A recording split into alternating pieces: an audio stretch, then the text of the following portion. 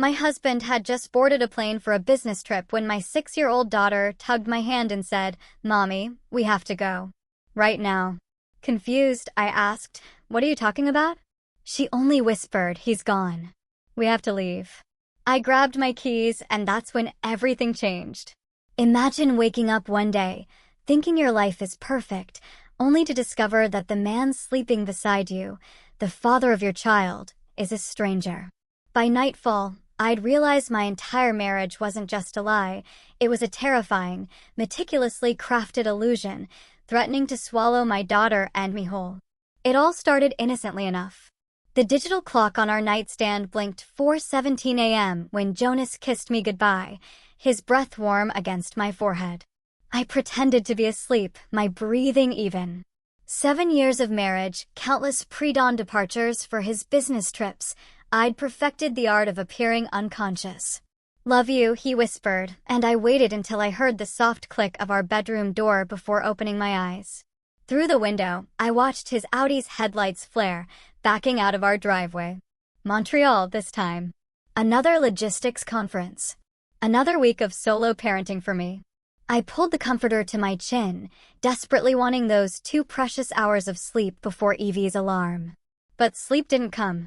Instead, I found myself doing what I always did, taking inventory of our life. Our spacious colonial, Evie's private school, annual vacations, mutual funds, everything so perfectly arranged, so carefully cultivated. Sometimes, I swear, I wondered if I'd dreamed it all into existence. By 6:30 a.m., I was in the kitchen, flipping banana pancakes shaped like Mickey Mouse ears, Evie's favorite. I heard her light footsteps padding down the stairs. "Morning, sunshine?"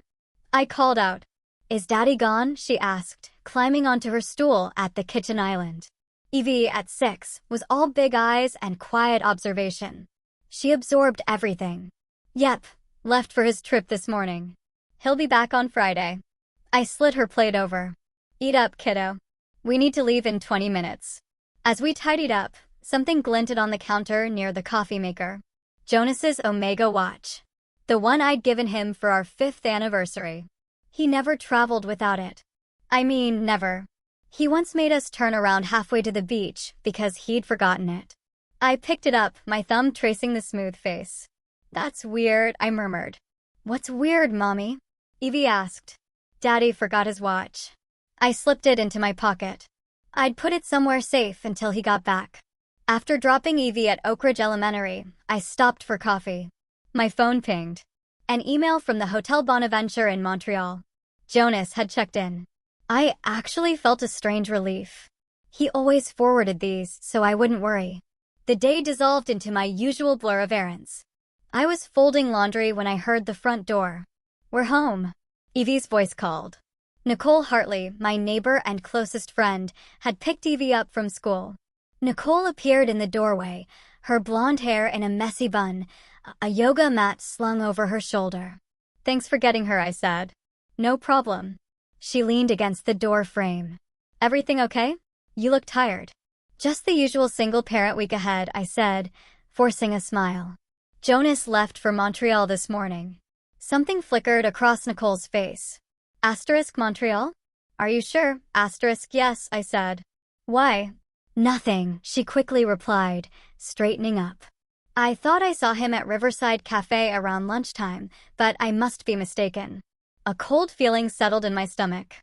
"You must be." He texted me from the airport, and I got his hotel check-in confirmation.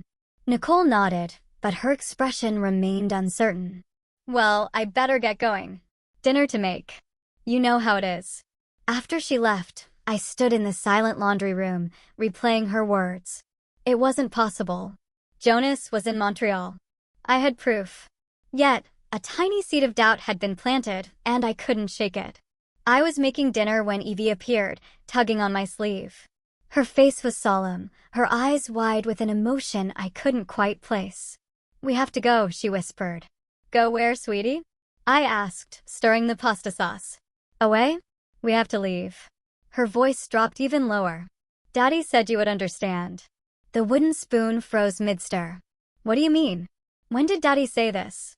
Evie shrugged, looking down at her feet. I don't know, but we can't stay in the house tonight. I crouched down to her level. V, honey, did you have a bad dream about Daddy? Or did he actually tell you something? Not a dream. Her lower lip trembled. Please, Mommy, I'm scared. I pulled her into a hug, my mind racing. Asterisk, there's nothing to be scared of. We're safe here. This is our home, asterisk, but even as I spoke the words, I felt a prickle of unease. First Nicole's strange comment, now Evie's inexplicable fear. It was probably nothing. Still, after dinner, I found myself at Jonas's desk, opening his laptop. The password screen glowed. I tried our anniversary date. Denied. Evie's birthday. Nothing. My birthday. No luck. On a hunch, I typed in his mother's maiden name, followed by the year we met. It unlocked. I clicked through his folders, feeling like an intruder in my own marriage. Nothing seemed out of the ordinary until I spotted a folder labeled K2. Dozens of PDF documents, shipping manifests, customs declarations, invoices for companies I'd never heard of. The language was dense, full of logistics jargon. I was about to close the laptop when I noticed the security camera app. Jonas had installed the system last year, insisting it was for our safety. I opened it and scrolled through today's footage. Everything seemed normal until I noticed a gap, a 30-minute window missing from the backyard camera feed. It wasn't accidental. Someone had deliberately removed that segment. My heart began to race. What was I missing? Later that evening, as I tucked Evie into bed, she grabbed my hand with surprising strength. Please, Mommy, can we sleep somewhere else tonight? We're perfectly safe here, I assured her, though I was beginning to wonder. I was about to turn off her light when the shrill bark of our neighbor's German shepherd pierced the quiet. I moved to Evie's window, peering out. The motion-activated floodlight in our backyard suddenly illuminated, but the camera feed on my phone showed nothing. Just an empty yard. See? I said, trying to keep my voice steady. Just an animal or something. Evie didn't look convinced, but she eventually drifted off to sleep. I, however, stayed awake, listening to every creak and groan of our house settling. It was just past 2 a.m. when Evie's scream tore through the darkness. I bolted upright, already moving. I found her sitting up in bed, eyes wide with terror. They were in the hallway. She gasped between sobs. I heard the floor creak. I pulled her close, my heart hammering. It's just the house, baby. Old houses make noises. But as I held my trembling daughter, I found myself staring at the bedroom door, half expecting to see it slowly swing open. Morning couldn't come fast enough. Sunlight streamed through Evie's bedroom window, casting warm patterns across her sleeping face. I hadn't left her side after her night terror, eventually falling into a fitful sleep beside her. My neck ached, but my mind was surprisingly clear. Something wasn't right. The forgotten watch. Nicole's comment about seeing Jonas locally. The deleted security footage. Evie's inexplicable fear. Individually, each could be explained away. Together, they formed a pattern I couldn't ignore. This wasn't a misunderstanding or a child's imagination. This was real. I slipped out of bed, careful not to wake Evie, and went straight to our bedroom closet. In the back, behind winter coats we rarely used, I kept an emergency bag, a habit from my childhood with an unstable father whose moods could turn on a dime. Inside was $2,000 in cash, copies of our important documents, a prepaid phone, and basic supplies. For 20 minutes, I moved through the house with quiet efficiency, gathering essentials, clothes, Evie's favorite stuffed rabbit, my laptop, chargers, prescription medications. I wrote a note and left it on the kitchen counter. Jonas, Evie has been asking to visit Beth. Taking her to my sister's for a few days. Call you when we arrive. My sister Beth lived in Colorado. We hadn't spoken in over a year after a falling out, but Jonas didn't know that. It would buy us time. Evie, I whispered, gently shaking her awake. We need to get dressed quickly. We're going on a little trip. Her eyes flew open. Because of the bad people? I hesitated. What bad people, sweetheart? The ones Daddy's afraid of. She sat up, rubbing her eyes. Are we running away from them? A chill ran down my spine. We're just taking a little vacation now. Hurry up, okay? By 7:30 a.m., we were on the road, heading north instead of west. Not toward Beth in Colorado, but toward my late mother's cottage in Vermont. A place I hadn't visited in years. A place that held difficult memories, but offered the one thing we needed most right now: isolation. We stopped at a gas station 2 towns over. While Evie used the bathroom, I filled the tank, my eyes constantly scanning our surroundings. As I replaced the nozzle, a man approached from the neighboring pump. Average height, brown hair, unremarkable, except for the intensity of his gaze. "Excuse me," he said, bumping into me slightly as he passed. His mouth barely moved as he added, "Smart move. Keep moving." Before I could respond, he was walking away, sliding into a blue sedan. I stood frozen, the gas receipt fluttering in my hand. Back in the car, I checked my email. A new message from Delta Airlines thanking me for my booking. A flight from Boston to Miami departing tomorrow morning. I hadn't made any such booking. "Is everything okay, Mommy?" Evie asked from the back seat, picking up all my tension. "Everything's fine, sweetie." I forced a smile into the rearview mirror. "How about some music?" We drove for hours, stopping only when necessary. I took back roads when possible, avoiding major highways. Evie was unusually quiet, staring out the window. Occasionally, she'd ask a question that made my heart ache. "Are we never going back? Are you and Daddy fighting? Did I do something wrong?" I answered each with reassurances that felt hollow even to my own ears. The truth was, I didn't know what we were running from, only that my instincts were screaming at me to get away. The cottage came into view as we rounded the final bend. Small and weathered, it sat on the edge of a quiet lake, surrounded by pine trees. My mother had left it to me 5 years ago. Jonas had suggested selling it numerous times, but something had always held me back. "Is this where Grandma used to live?" Evie asked as we pulled into the gravel driveway. "Yes, honey. We're going to stay here for a little while." Inside, the cottage smelled of dust and forgotten summers. I opened windows while Evie explored the small rooms. 2 bedrooms, a tiny kitchen, a living area with a stone fireplace. It would do. In the hall closet, I found the boxes I'd packed after my mother's death. Things I couldn't bear to part with, but didn't want in our daily life. I pulled down a particular box labeled Photos and began sifting through its contents. Near the bottom, I found what I didn't know I was looking for. A photograph I'd never seen before. Jonas smiling at someone off camera, his arm draped around a woman I didn't recognize. The timestamp in the corner read last month. My phone rang, startling me. Jonas's name flashed on the screen. "Hello." I answered, trying to keep my voice neutral. "Clarissa, what the hell is going on?" His voice was tight with anger. "Where are you and Evie? Didn't you get my note? We're visiting Beth." I called Beth. "She hasn't heard from you." My stomach dropped. "You called my sister?" "Of course I called her. I come home to find you and Evie gone, a vague note about visiting Beth, and neither of you answering your phones. What was I supposed to do?" I took a deep breath. "Jonas, I saw Nicole yesterday. She said she saw you at Riverside Cafe around lunchtime." A pause. "That's ridiculous. I was in Montreal. You got the confirmation email. I also found a photo of you with another woman from last month." Another pause. Longer this time. "You're being paranoid again, Clarissa. Is that what this is about? You're having another episode." The casual cruelty of his words hit me like a physical blow. Early in our marriage, I'd struggled with anxiety and trust issues rooted in my childhood. Jonas knew this. Used it against me now. "I'm not being paranoid," I said quietly. "Evie's been scared. She said you told her we needed to leave." "What? That's absurd. Put her on the phone."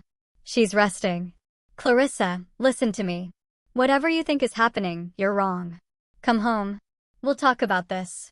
I'm worried about you." His voice had softened, taken on that concerned tone he used when he thought I was being irrational. Once, it would have worked. "I'll think about it," I said. "I need to go." I ended the call before he could respond. My phone immediately dinged with a text from Nicole. "Asterisk, please call me." I didn't know you were right. Asterisk, before I could call her back, there was a knock at the door. I froze, my eyes darting to Evie, who was arranging her stuffed animals on the small bed. Through the front window, I could see the blue sedan from the gas station. The same man stood on the porch, hands in his pockets, expression grim. I grabbed the fireplace poker before approaching the door. "Who is it?" I called, trying to sound braver than I felt. "Alec Rains," he replied. "I know your husband, and I think you and your daughter are in danger." I kept the chain on the door as I opened it a crack, the poker hidden behind my back. The man, Alec, stood a respectful distance away, his posture deliberately non-threatening. "How did you find us?" I demanded. "Jonas mentioned this place once, said it was your escape hatch." His eyes met mine. I took a chance. "What do you want?" "To help you." He glanced over his shoulder. "Can I come in?" "It's not safe to talk out here." Every instinct told me to shut the door, to call the police. But then I thought of the deleted security footage, the strange flight booking in my name, Evie's inexplicable fear. "Wait here," I said, closing the door. I checked on Evie, finding her absorbed in a picture book she'd found. Then I returned to the door. I removed the chain but kept the poker visible as I let him in. "Make it quick," I said, keeping my voice low. "My daughter doesn't need any more stress." Alec nodded, taking a seat at the small kitchen table only when I gestured. "Your husband isn't who you think he is," he began without preamble. "And now that you're gone, they'll come after you both." "Who's they?" "The people Jonas works with. His real employers." I gripped the poker tighter. "Jonas works for Meridian Consulting. He's a logistics specialist." Alec gave me a sad smile. "That's his cover. For the past 3 years, he's been involved in something much more lucrative and illegal, smuggling high-end counterfeit goods hidden in diplomatic shipments." "That's ridiculous." But even as I said it, I thought of the folder on Jonas's laptop. K2. The shipping manifests. The invoices for companies I'd never heard of. "Is it?" Alec reached into his jacket, moving slowly to show he wasn't a threat, and pulled out a phone. "This is Jonas's second phone. He dropped it at the gas station when he was meeting with a man named Victor Kane." I picked it up before he realized it was gone. I stared at the device, a basic burner phone, nothing like the iPhone Jonas carried. "How do I know this is his?" "Check the messages." I took the phone, scrolling through texts filled with coded language and references to large sums of money. One thread contained several photos, shipping containers, manifest documents, and in one, our house. "Why are you showing me this?" I asked, my voice barely above a whisper. "Because Jonas has stored sensitive materials in your name, putting you legally on the hook if things go south."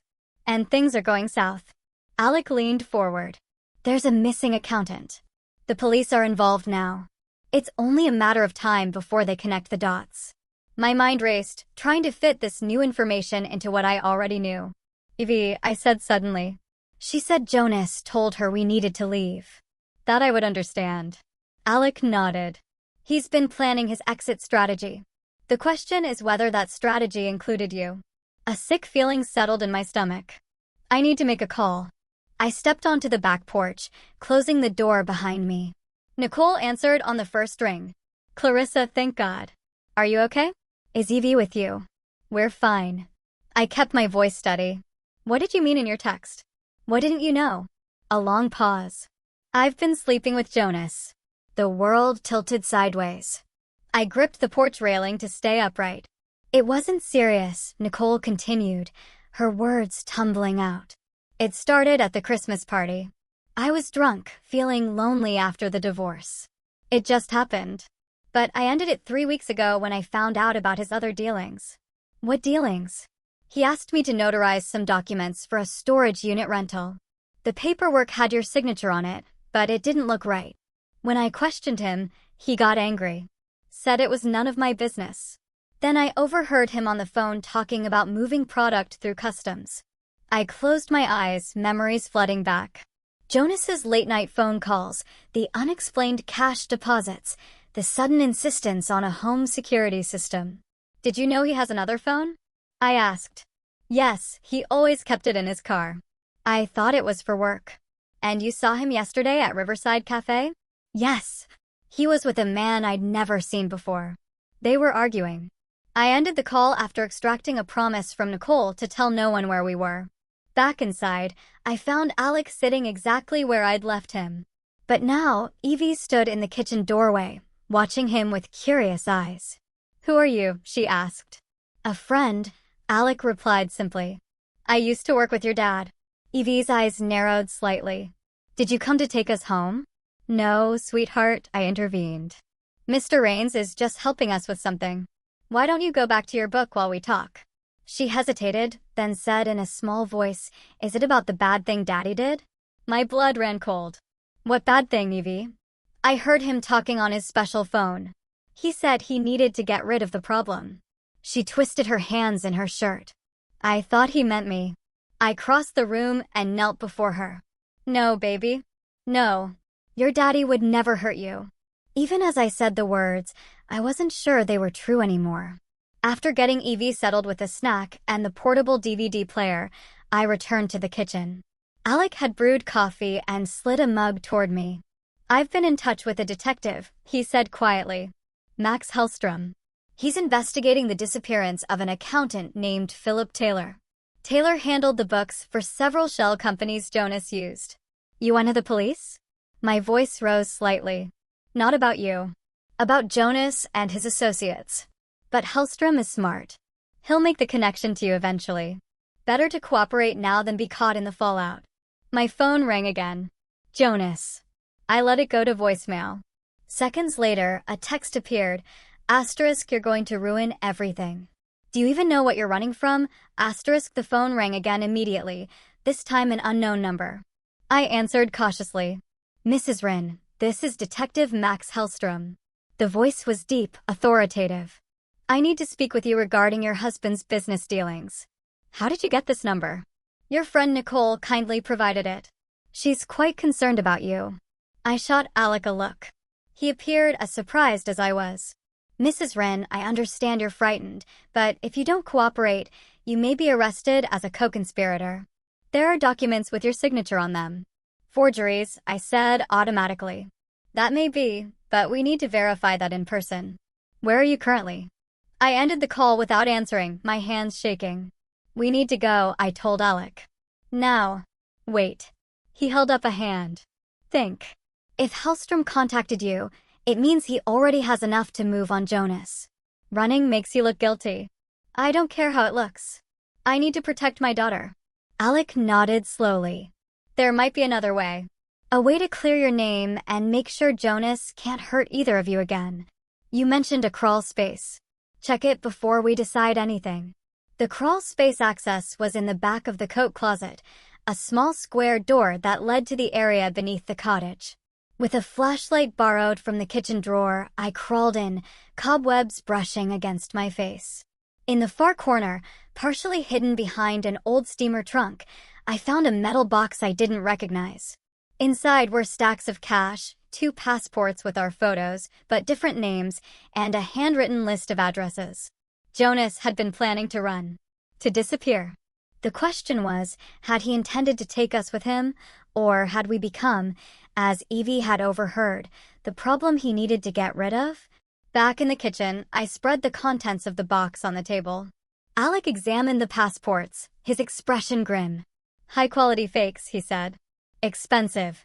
He was planning to run, I said, the reality finally sinking in. "Yes.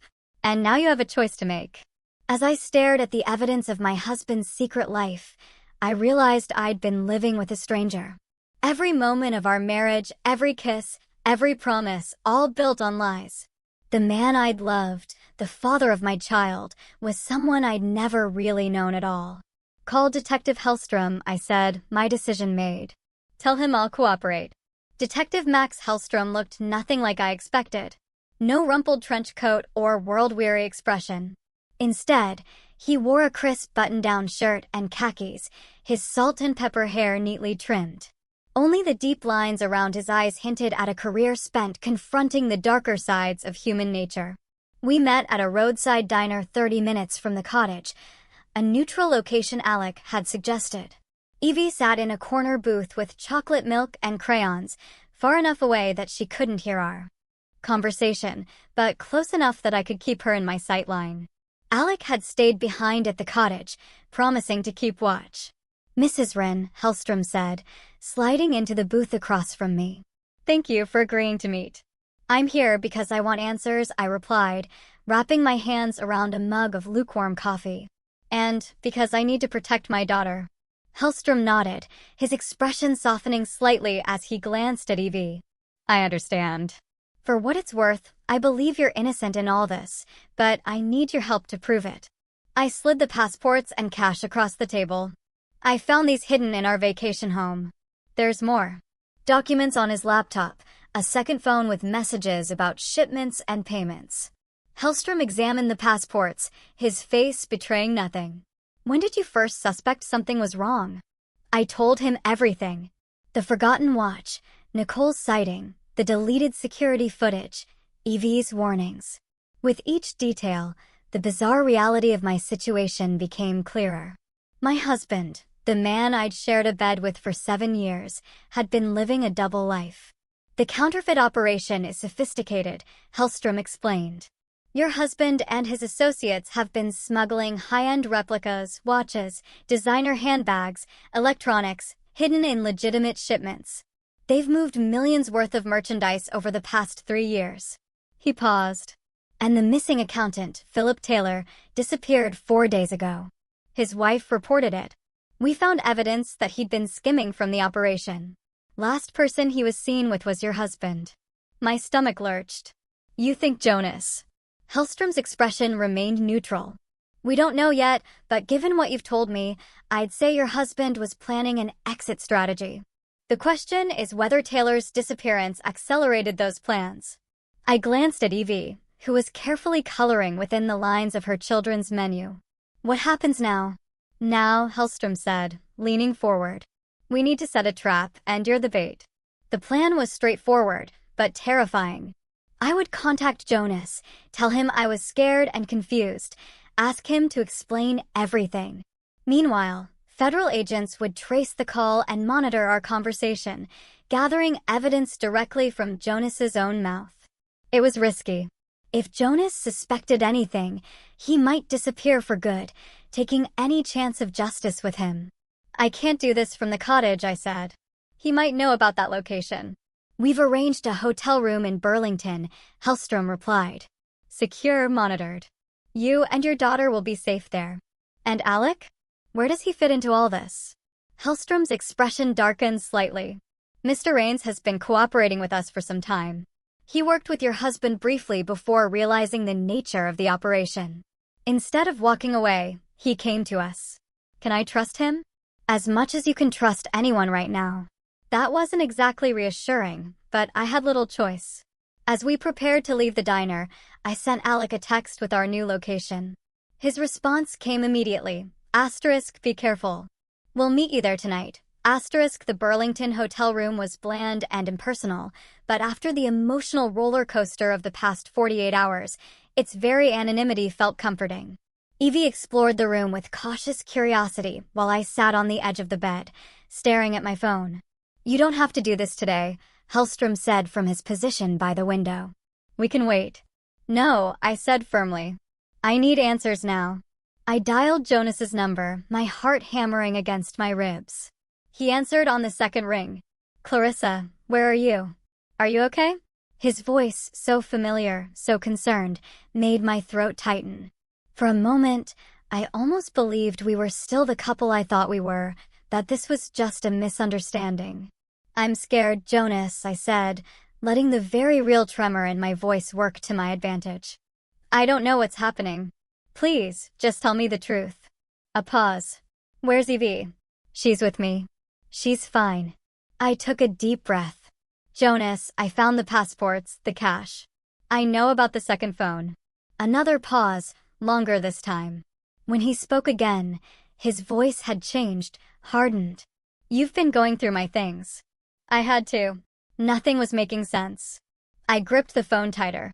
Who are you, Jonas? Really? I'm the same man you married, he said, his tone suddenly weary. Just with a more complicated job than you realized. Smuggling isn't a job. It's a crime.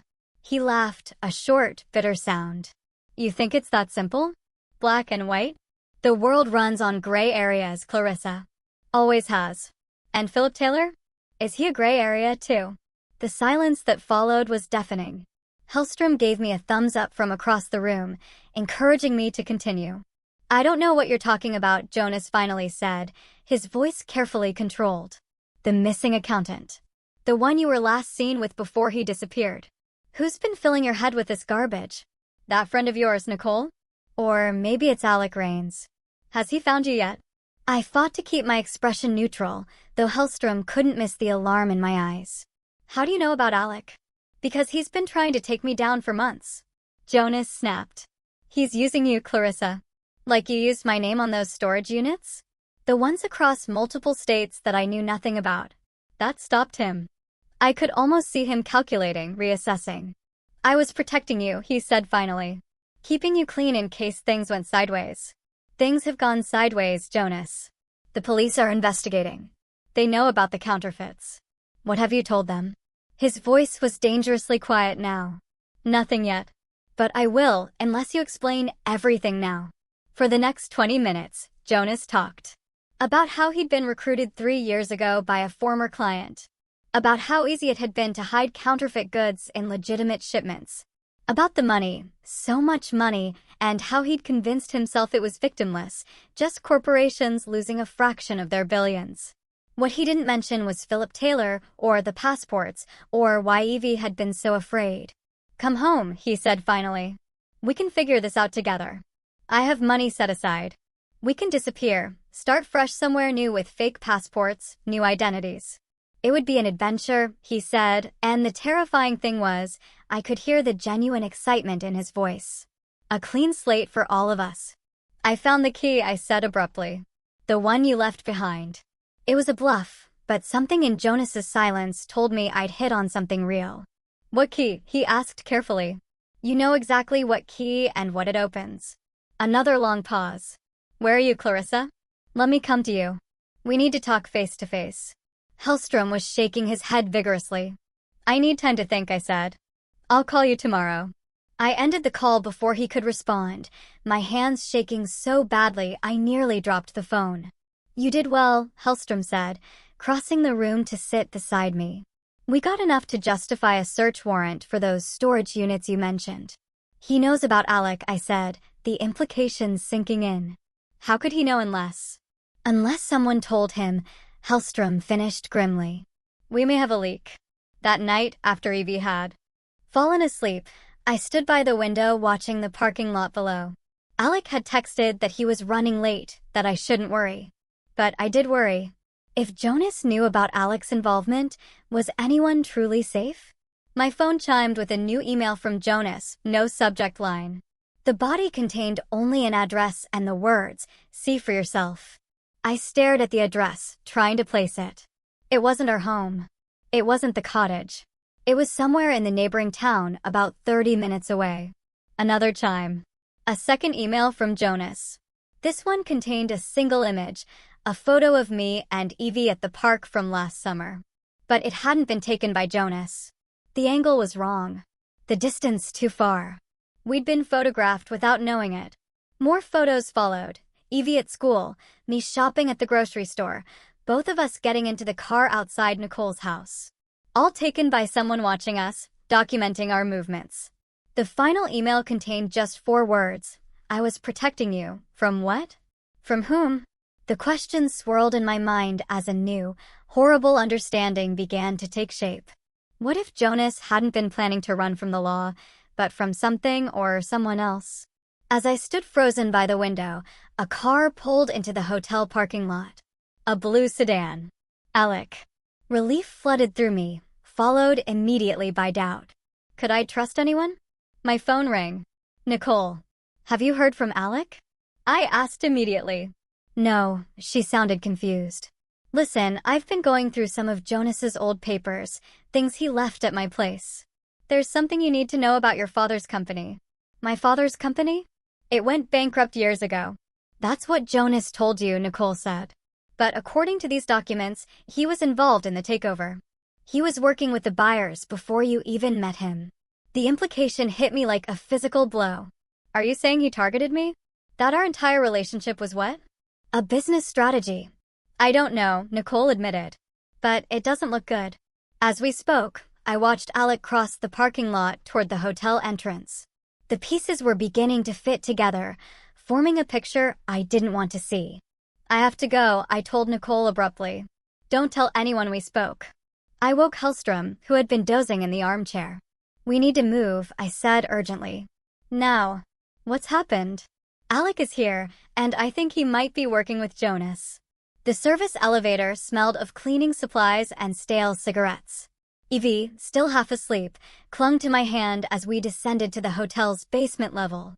Hellstrom led the way, his hand never far from the gun holstered at his hip. You sure about this? He asked again. It's a serious accusation. The emails Jonas sent, they were photos of us being followed. Professional surveillance. Who else could have taken them? Could be anyone in the organization, Hellstrom countered. Jonas has partners, associates. But Alec found us at the cottage. Jonas said he was trying to take him down. What if that was the lie? What if they're working together? The elevator doors opened onto a dimly lit corridor. Hellstrom guided us through a series of maintenance hallways until we reached a service exit that led to the employee parking area. My car's just around the corner, he said. Stay close. As we stepped outside, the cool night air raised goosebumps on my arms. Evie was fully awake now, her eyes wide with fear, but remarkably no tears. My brave girl had seen too much in the past 2 days to be frightened by a midnight escape. We reached Hellstrom's unmarked sedan without incident. As he unlocked the doors, a shadow detached itself from the darkness beyond the parking lot's edge. Clarissa. Jonas stepped into the pool of light cast by a security lamp. He wore the same clothes I'd seen him in the morning he left, dark jeans, a gray pullover. His face was haggard, the stubble on his jaw evidence of sleepless nights. Hellstrom drew his weapon in one smooth motion. Stop right there. Jonas raised his hand slowly. I'm not armed. I just need to talk to my wife. I pushed Evie behind me. How did you find us? The same way I found out about Alec, Jonas said, his eyes never leaving mine. I've been tracking your phone since the day we met. The casual admission stunned me into silence. It was for your protection, he continued, as if that explained everything. You never knew the kind of people your father was involved with, the kind of enemies he made. My father was a failed businessman who drank himself to death, I said flatly. Your father was laundering money for the Kane family, Jonas countered. When he tried to keep some for himself, they came after him. The bankruptcy, the drinking, it was all aftermath. Hellstrom kept his gun trained on Jonas. This is a fascinating story, Mr. Wren, but it doesn't explain the counterfeit operation or the missing accountant. I needed resources, Jonas said simply. Protection costs money. A lot of it. Jonas, I said, finding my voice. Are you trying to tell me that our entire marriage, our whole life together, was some kind of witness protection program? He had the decency to look ashamed. It didn't start that way. I was hired to keep an eye on you. Yes. The Kanes were worried you might have access to accounts or information your father left behind.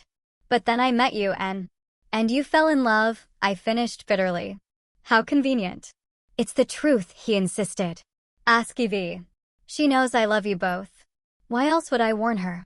Why else would I tell her to get you out of the house? I glanced down at my daughter, who was watching her father with an unreadable expression. You told Evie we needed to leave? After I saw Victor Kane in town, Jonas nodded. I knew they'd found us. I couldn't come home. They were watching me. But I called Evie from a burner phone while she was at school, told her to tell you we had to go. Daddy said the bad men were coming, Evie said quietly, speaking for the first time since we'd left the hotel room. He said we had to run away. Hellstrom's expression remained skeptical. And the missing accountant, Philip Taylor, is at a safe house in New Hampshire, Jonas replied. He was skimming from the operation, yes, but not for himself. He was being blackmailed by the Kanes. When he came to me for help, I got him out. The evidence is at the storage unit, Jonas continued. The one at the address I sent you. Taylor kept records of everything. The blackmail, the threats. It implicates Victor Kane and his entire operation. That's what I was trying to protect. It was too much to process. Too many revelations, too many layers of deception. But one thing was becoming clear. Jonas wasn't the monster I'd feared. Or at least, not entirely.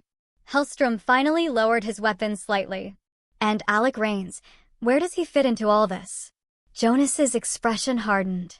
Rains works for the Canes. Always has. He's been playing both sides, feeding information to Victor while pretending to help the feds. If he's found you, you're already in danger. As if summoned by his name, headlights swept across the parking lot. The blue sedan pulled to a stop 20 yards away. Alec stepped out, silhouetted against the headlights. "Well, isn't this a touching family reunion?" he called out, his voice carrying in the night air. "Sorry I'm late to the party." Hellstrom raised his gun again, but this time, aimed it at Alec. "Stay where you are, Rains." Alec laughed, a cold sound that sent shivers down my spine. "You know, Jonas, you really should have just taken the money and walked away." Victor was willing to let bygones be bygones, but you had to play the hero. "Get in the car."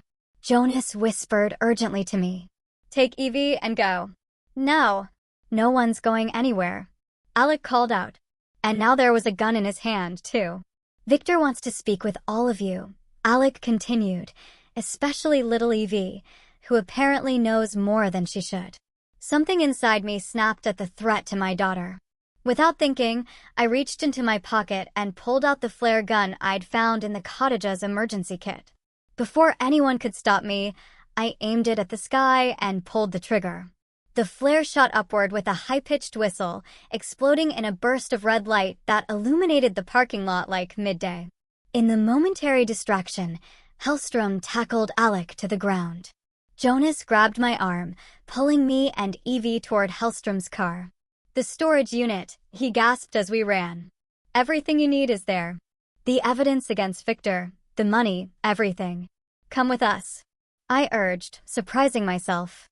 He shook his head. "I'll only lead them to you." Besides, he glanced back at the struggling figures of Hellstrom and Alec. Someone needs to make sure he doesn't get away. It was the last unselfish act in a relationship built on deception.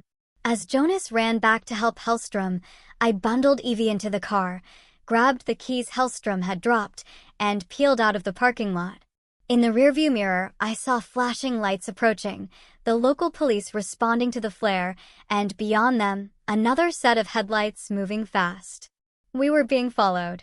"Hang on, sweetheart," I told Evie, who was clutching her stuffed rabbit with white-knuckled hands. "This is going to be a bumpy ride." I drove like a woman possessed, taking random turns through the small town's empty streets, trying to lose our tail. The address Jonas had sent burned in my memory. The storage facility was less than 10 minutes away. If I could just shake our pursuer. "Mommy." Evie's voice was small but steady. "I know a shortcut." "What?" "From when Daddy took me for ice cream. There's a back road by the train tracks."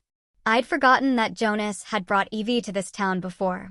Another family trip I now had to reevaluate through the lens of his deception. But in this moment, my daughter's memory was our salvation. Following Evie's directions, I turned down a narrow service road that ran parallel to the railroad tracks. The headlights behind us briefly disappeared, then reappeared, more distant now. The gambit had bought us precious minutes. The storage facility loomed ahead, a grid of metal units surrounded by chain-link fencing. I punched in the gate code Jonas had included in his email and drove through, parking in the shadows between two rows of units. "Stay in the car," I told Evie firmly. "Lock the doors.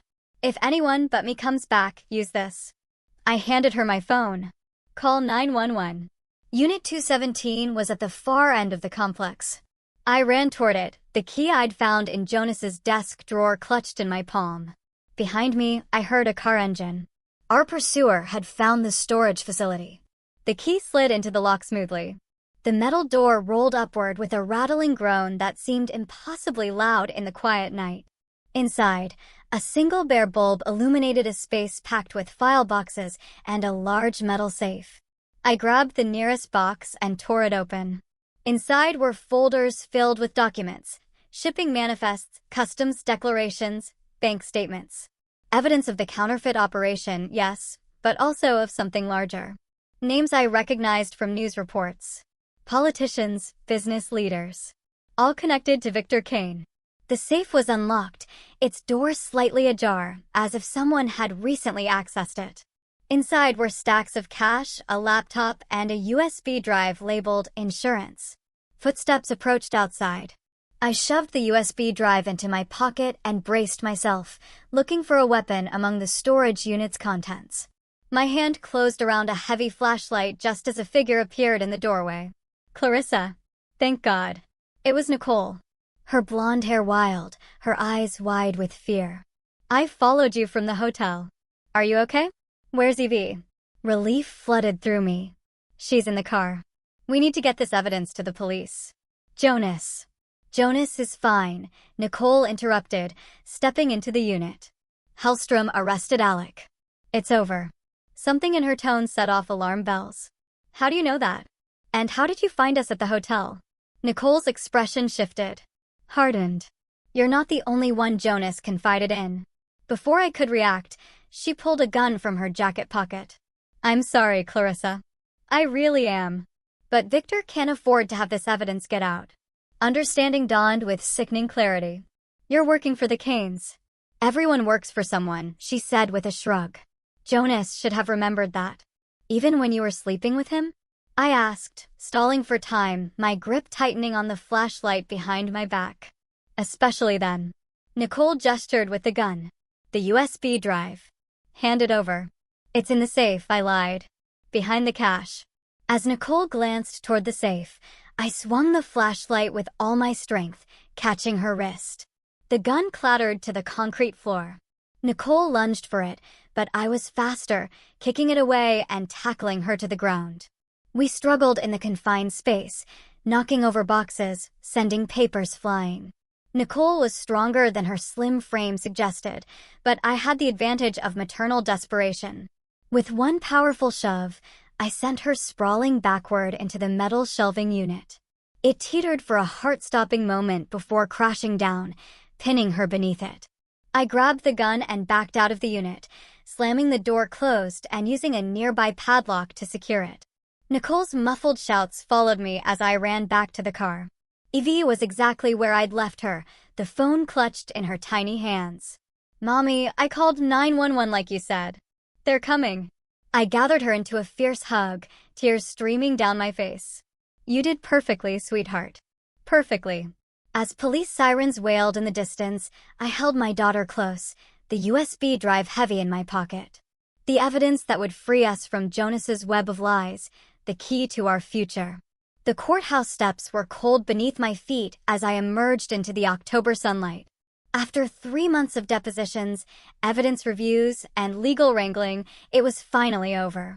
My testimony had secured Jonas a reduced sentence in exchange for his cooperation against Victor Kane and his organization.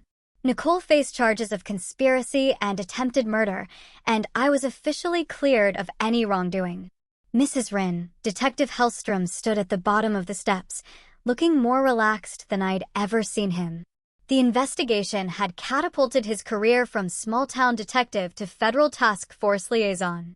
It's Miss Walker now, I reminded him, having reclaimed my maiden name as soon as the divorce papers were finalized. How are you, Detective? Better than expected. He fell into step beside me. The Kane investigation has expanded to 3 states. Your ex-husband's, testimony has been invaluable. And Philip Taylor. He's still in protective custody for now.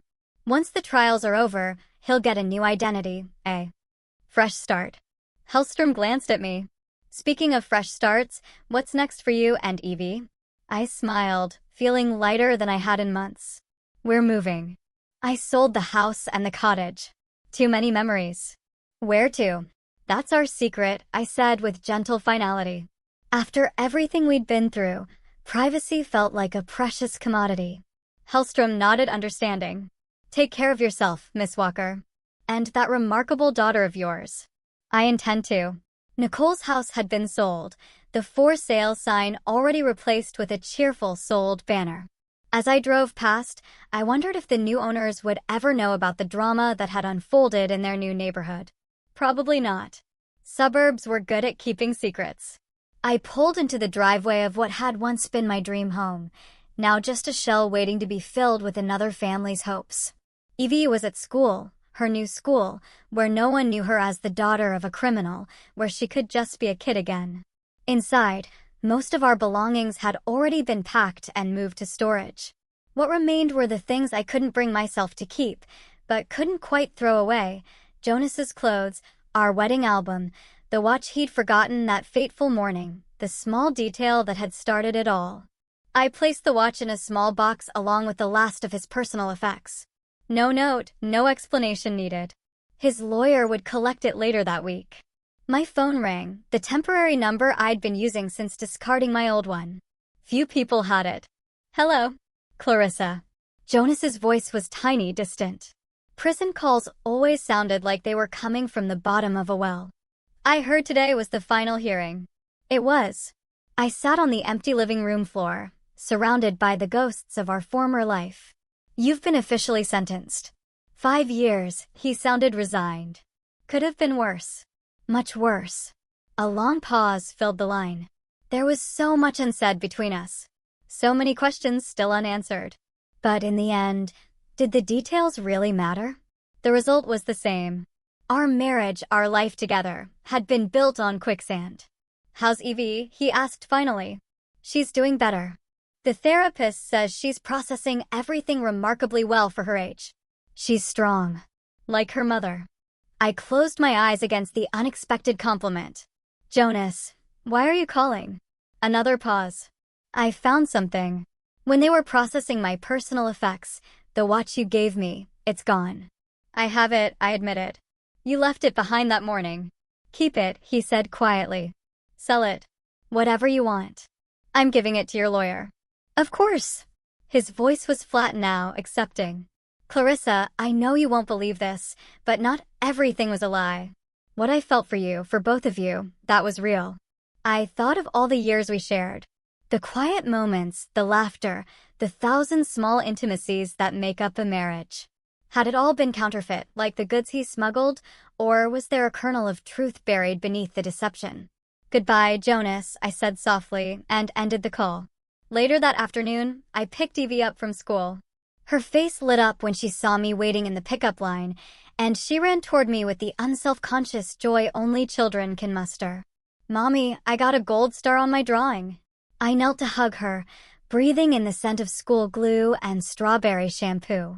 "That's wonderful, sweetie. Can I see it?" She pulled a slightly crumpled paper from her backpack.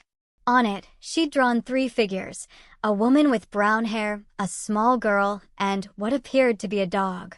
"It's us," she explained. "You and me and the puppy we're going to get at our new house." I raised an eyebrow. "Oh, we're getting a puppy, are we?" "Yep." She nodded with absolute certainty. "A golden one named Buddy." "Well, we'll have to see about that," I said, taking her hand as we walked to the car. "How was the rest of your day?" As Evie chatted about recess and math problems and her new friend Zoe, I marveled at her resilience. Children adapted, survived, moved forward. Perhaps adults could learn from that. Our new home was 3 states away, a small house near the coast where the air smelled of salt and possibilities. I'd already secured a job with a local legal aid office, putting my paralegal skills to use helping others navigate the system. It wasn't the life I'd planned, but maybe it would be better. "Are we going to the new house today?" Evie asked as I buckled her into her seat. "Not yet. We have one more stop to make." We drove to the edge of town, to a quiet cemetery where my mother had been laid to rest years before. I hadn't visited in too long, allowing Jonas's discomfort with the place to keep me away. Another small betrayal in a mountain of them. Evie helped me place flowers on the simple headstone. "I don't remember Grandma," she said solemnly. "You were very little when she died," I explained. "But she loved you very much." We sat on the grass beside the grave, enjoying the unusually warm October afternoon. Evie picked dandelions while I silently updated my mother on everything that had happened. It felt right somehow, coming full circle before we left this place for good. "Mommy," Evie's voice pulled me from my thoughts. "Are you still sad about Daddy?" I considered the question carefully. "I'm sad about what happened, about the things he did. But I'm not sad about our future. We're going to be okay." She nodded, accepting this with the simple wisdom of childhood. "He told me we had to be brave. That day on the phone, he said you were the bravest person he knew. My throat tightened. Did he say anything else? Evie twirled a dandelion between her fingers. He said, sometimes you have to leave to keep the people you love safe, and that you would understand because you're smart. And he was right, I said, blinking back tears. You were very brave to tell me we needed to leave. You probably saved both of us. She shrugged, already moving on to other thoughts. Can we get ice cream before we go? I laughed, the sound surprising me with its genuine joy. Absolutely. 1 week later, we stood on the porch of our new home, watching the movers unload the last of our belongings. The house was small but perfect, a pale blue cottage with white trim and a view of the ocean from the upstairs windows. Far from our old life, far from the memories, far from the lies. A package had been waiting on the doorstep when we arrived. No return address, just my name and unfamiliar handwriting.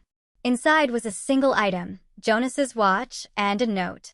Asterisk, some things are worth keeping.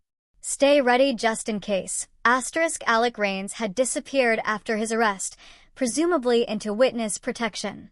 That he had found us was concerning, but the message seemed more warning than threat.